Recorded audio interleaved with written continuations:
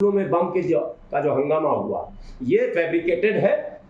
कहा जाता है रशिया से ईमेल आया, उसमें अल्लाह अकबर और हिंदुओं को काट देंगे और जिहाद कर देंगे। ये सब कुछ तब होता है जब मोदी की सरकार फंसने लगती है, तो फिर जिहादी भी आ जाता, आतंकवादी भी आ जाता, हमला भी हो जाता, पुलवामा भी हो जाता। आज के इस आजाद भारत में किसके माँ ने दूध पिलाया कि किसी के मंगलसूत्र पर हाथ डाले? हाँ, मोदी जी ने अपने मंगलसूत्र का सम्मान नहीं किया, ये जग जाहिर है। सामाजिक व्यवस्था में सामान्य वर्ग ओबीसी, एससी और एसटी होते हैं।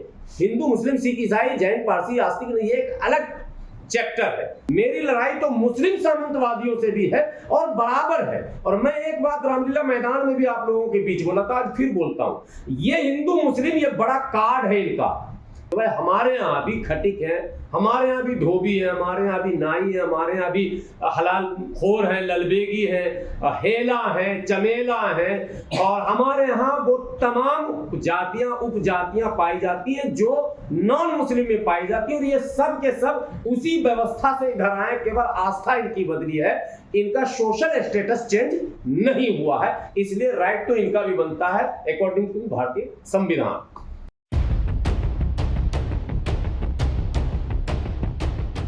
हमारे बीच में मोनर्ची समाज से गुलाम सरवर जी आए हैं और देश में इस तीसरे और दूसरे चरण में एक बहुत बड़ा मुद्दा, एक ऐसा जहर घोला जा रहा है ओबीसी और मुसलमान भाइयों के खिलाफ कि कर्नाटक सरकार ने ओबीसी कोटे में मुसलमान को 4% आरक्षण दिया और इस मुद्दे को लेकर पूरे देश में जहर घोला जा रहा है भाईचारे के। तो मैं गुलाम सरवर जी से बात करना चाहूँगा कि वो इस मुद्दे पर अपने विचार रखें कि ये जो आज देश की सरकार जो जहर घोलने का काम कर रही है, इसको कैसे देश की जनता तक सच्चाई को बताया जाए, कौन किसका हक खा रहा है, ये चीज़ आप अपने माध्यम से रखें। सबसे पहले जो नामाकरण है डायमंड, और वाकई तो डायमंड है, लेकिन यह है कि डायमंड को खुद एहसास हो कि हम डायमंड हैं तो फिर तो काम बन जाए। तो मैं इसके लिए डायमंड परिवार को पहले बधाई देता हूं और बहुत ही संवेदनशील मुद्दे पर बात रखने का आदेश हुआ है। भारत के सभी पढ़े लिखे लोगों को मैं संबोधित कर कह रहा हूँ।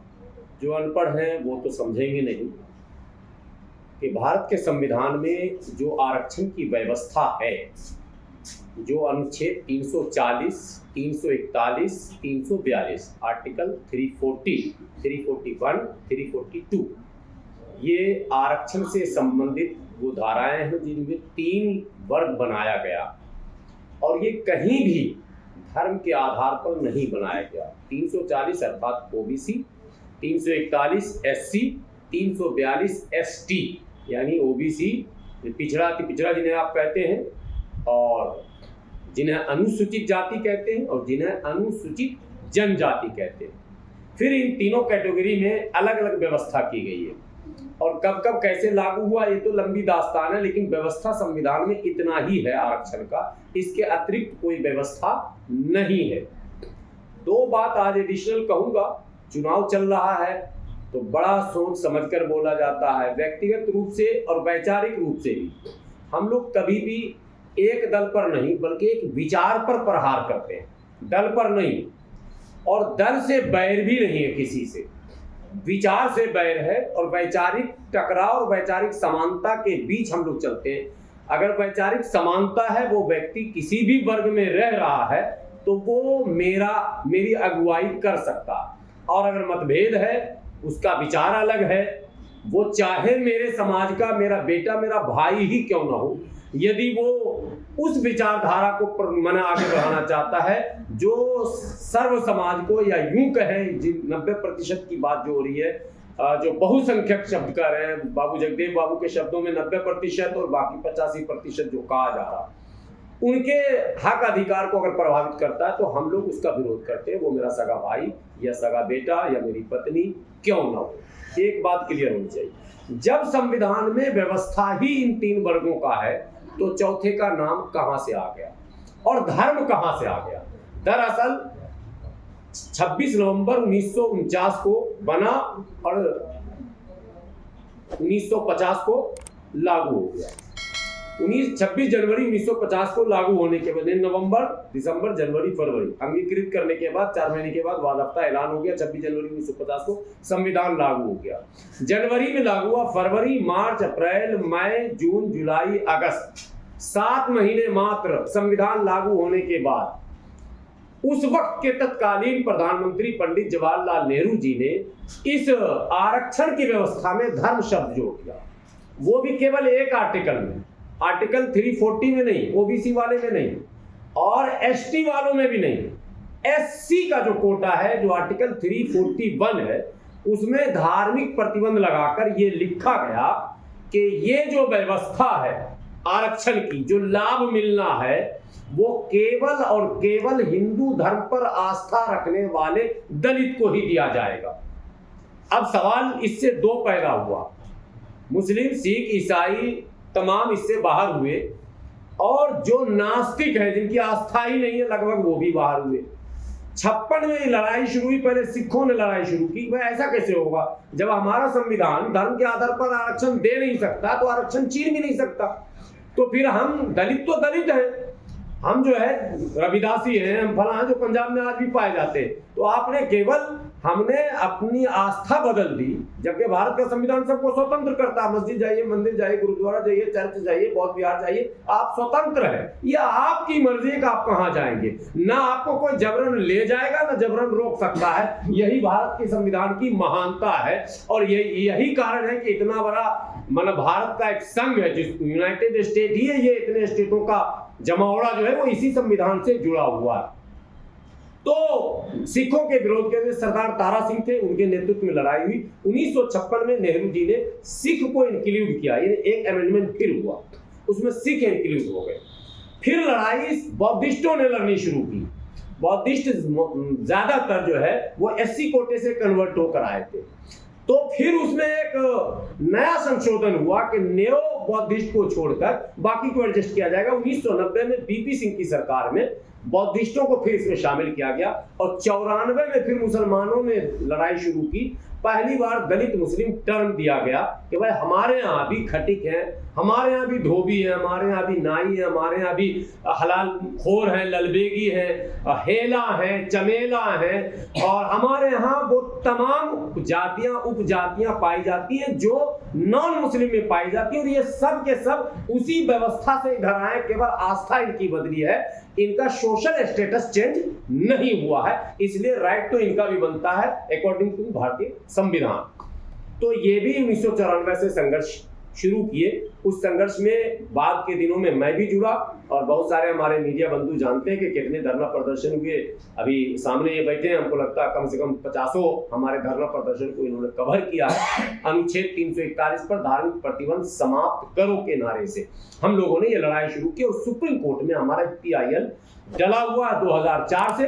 फिर 2015 में हमने रिव्यू पिटीशन डाला है और हम खुद उसमें पार्टी बने हुए हैं। लगातार उसी के दबाव में इस वक्त की सरकार ने 2019 में जब अयोध्या डिस्प्यूट का फैसला हो रहा था तो सुप्रीम कोर्ट बार बार नोटिस कर रही थी, तो उन्होंने 96 पेज का एक हलफनामा दायर किया और उस हलफनामे में लिखा कि इसलिए मुसलमान को नहीं देंगे चूंकि इनके यहाँ छुआछूत नहीं। मोदी सरकार ने हलफनामा दायर किया कि मुसलमानों में छुआछूत नहीं। तो टीवी पे डिबेट हुआ, हमारे आप सभी बुद्धिजीवी वर्ग हैं, समाज में रहते हैं आप लोग, तो आप लोगों के संज्ञान में तो ये रहना ही चाहिए। तब मैंने कहा कि कहीं भी संविधान की पूरी जो बड़े बड़े एक्सपर्ट हैं वो व्याख्या करके ये बता दें कि क्या आरक्षण की व्यवस्था छुआछूत है। सोशल स्टेटस में 3 कैटेगरी जो किया गया है उसमें शब्द छुआछूत नहीं है, और यदि छुआछूत ही है तो हमारे यहाँ, आपके यहाँ प्लम्बर आते हैं, चौकअप हो जाता है, बाथरूम साफ करने वाले आते हैं, नाला साफ करने वाले आते हैं। इसी दिल्ली में नाली में गटर में जो मौतें हुई थी उस मौत की सूची निकाल लीजिए ऑनलाइन अभी भी कहीं से, उसमें 3 मुस्लिम है। तो गटर साफ करने वाले छुआछूत के शिकार तो हैं ही, दूसरे भी है तो हमारे भी। अब आपके यहाँ लैट्रिन जाम हो गया, बाथरूम, आपने कॉल किया तो आपके दिमाग में ही आने वाला जो है वो वही है।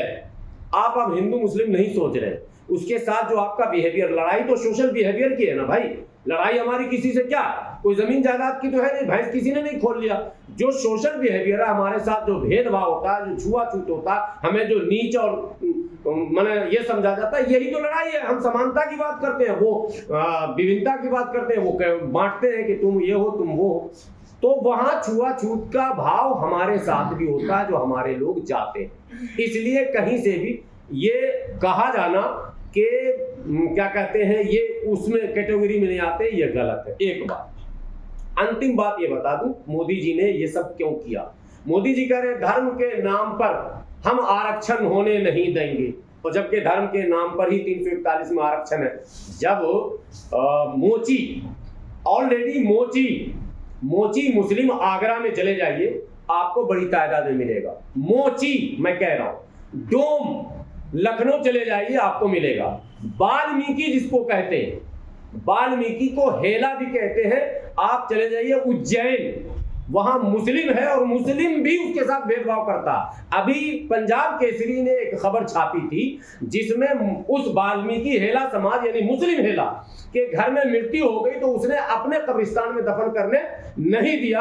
अंतोगत्वा 2 दिन के बाद प्रशासन ने उसको दूसरी जगह दफन करवाया। मैं मौलानाओं का विरोध करता हूं, आप लोग देखते होंगे चैनल पर। मेरी लड़ाई तो मुस्लिम सामंतवादियों से भी है और बराबर है। और मैं एक बात रामलीला मैदान में भी आप लोगों के बीच बोला था, आज फिर बोलता हूं, ये हिंदू मुस्लिम ये बड़ा कार्ड है इनका। दरअसल सामाजिक व्यवस्था में समान वर्ग ओबीसी, एससी और एसटी होते हैं। हिंदू मुस्लिम सिख ईसाई जैन पारसी आस्तिक में ये एक अलग चैप्टर है। ओबीसी में जो 27% है उसमें मुस्लिम की वो जातियां जो ओबीसी की कैटेगरी में आती है वो इंक्लूड है। दरअसल कांग्रेस बार बार गलती कर रही है, हालांकि अब राहुल गांधी के भाषण से लग रहा है कि वो लाइन पर आ रहे हैं, लेकिन कांग्रेस ने फिर गलती, कोटा विद इन कोटा है वो जो कर्नाटका में विवाद है, वो 27 में मुसलमान ओबीसी के लिए 4 अलग कर दिया गया। तो हम लोग उसका विरोध कर रहे थे कि नहीं, कोटा विद इन कोटा में सोशल अलायंस हमारा नहीं हो पाएगा। यानी ओबीसी हिंदू और ओबीसी मुस्लिम, यदि कोई आंदोलन ओबीसी के लिए होता है तो उसमें कौन भाग लेगा।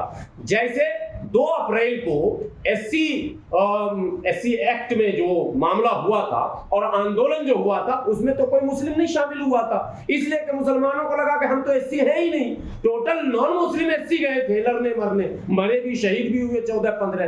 तब भी मैं था सड़क पर ऑन रिकॉर्ड, और 17 मेन स्ट्रीम मीडिया ने मुझे कवर किया था। और मैंने 3 अप्रैल को 2 को मतलब पूरा पंगा हुआ था और 3 को मैं सुप्रीम कोर्ट का घेराव भी किया। वो सारे रिकॉर्ड हमारे पास है और जो साथी हमारा हमको ज्यादा कवर करते हैं वो सब रिकॉर्ड जानते हैं।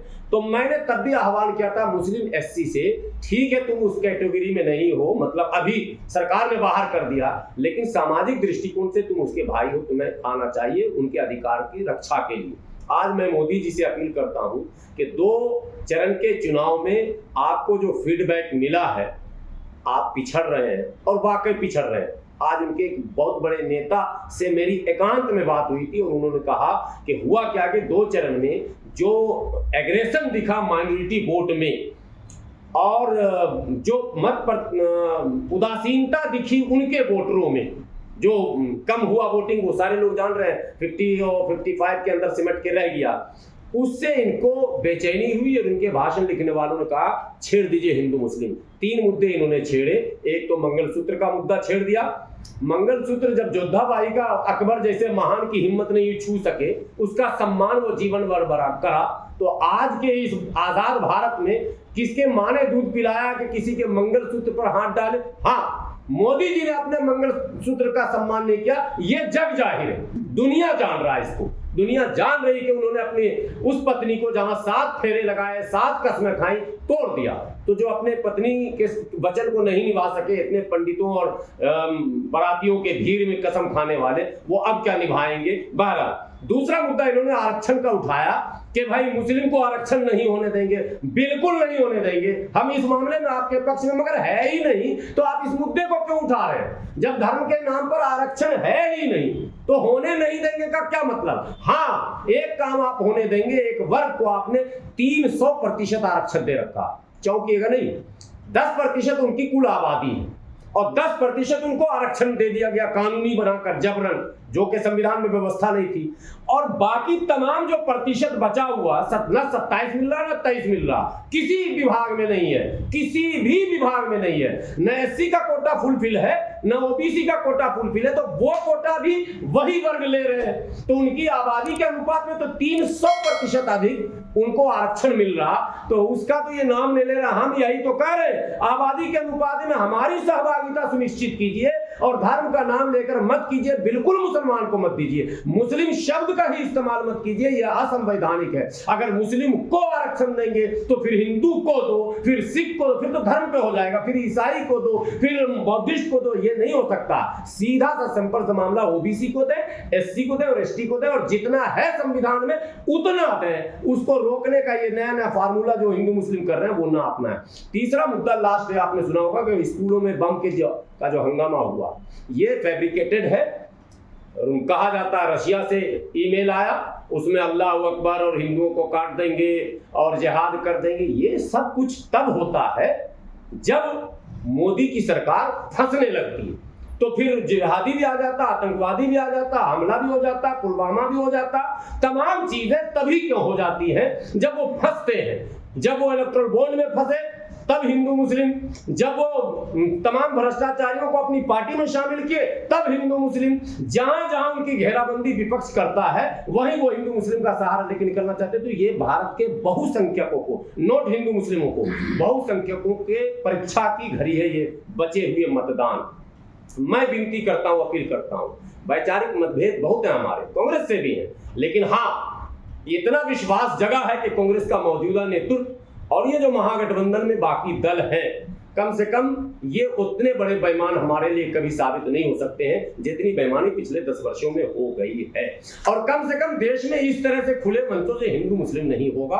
इनको वोट दीजिए, एक अवसर दीजिए, एक बदलाव दीजिए। और इन लोगों ने बहुत सारे वायदे किए हैं। राहुल गांधी ने खुद वादा कर रखा है, जातिगत जनगणना का वादा कर रखा है और आबादी के अनुपात में हिस्सेदारी का वादा कर रखा। हम इनसे सरकार बनने के बाद वो वादा याद करा कर अपना अधिकार लेंगे। लेकिन बहुसंख्यक समाज से मेरी विनती है हाथ जोड़कर कि वो बहुसंख्यक मीन फिर वही 90% बहुसंख्यक यानी डायमंड परिवार, क्या आपको सत्ता आपके दरवाजे पर दस्तक दे रहा है?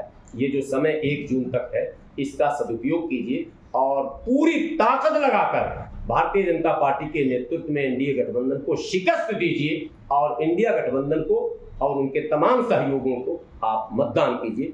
जय हिंद, शुक्रिया, खुदा हाफिज़।